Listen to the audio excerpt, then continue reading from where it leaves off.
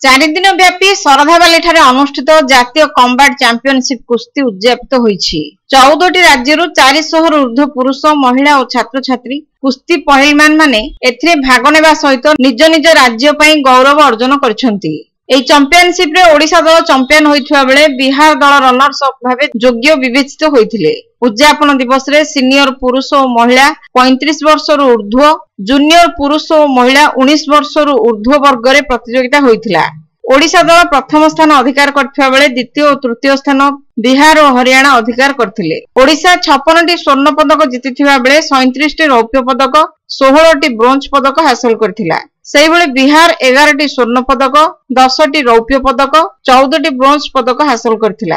हरियाणा 12टी स्वर्ण पदक, 18टी रौप्य पदक, 5टी ब्रोंज पदक, छत्तीसगढ़ 3टी स्वर्ण पदक, 3टी रौप्य पदक, 6टी ब्रोंज पदक, कलिकता दल 4टी स्वर्ण पदक, 7टी रौप्य पदक, 6टी ब्रोंज पदक, राजस्थान 3टी स्वर्ण पदक, 1टी रौप्य पदक, गुजरात दल 1टी स्वर्ण, मध्य प्रदेश 2टी रौप्य, 4टी ब्रोंज, उत्तर प्रदेश 4टी स्वर्ण, 2टी रौप्य, 1टी ब्रोंज, नुआदिल्ली 4टी स्वर्ण, 3टी रौप्य, 2टी ब्रोंज, आंध्र प्रदेश 3टी स्वर्ण, 2टी रौप्य, 1टी ब्रोंज, महाराष्ट्र 3टी स्वर्ण, 2टी रौप्य, 1टी ब्रोंज, झारखंड 1टी मात्र ब्रोंज पदक हासिल करथिला। एई उद्यापन पर्व रे CCO chairman Jayant Kumar Shadangi, CFI रो सभापति प्रवीण सिंह, संपादक संजय राय, प्रशांत महांती, श्यामसुंदर पात्र, मधुसूदन महापात्र, रघु पाढ़ी, रघु महापात्र, भगवान सुआर, कृष्णचंद्र पूजा पंडा,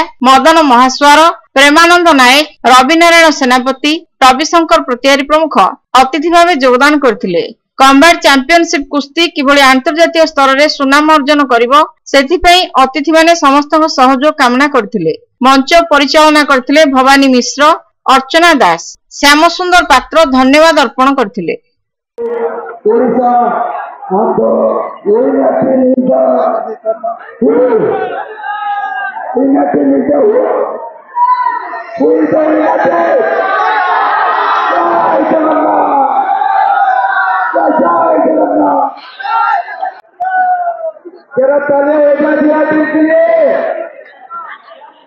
अरे तालियां हो जाएगा जिया टीम के लिए, ताली ताली।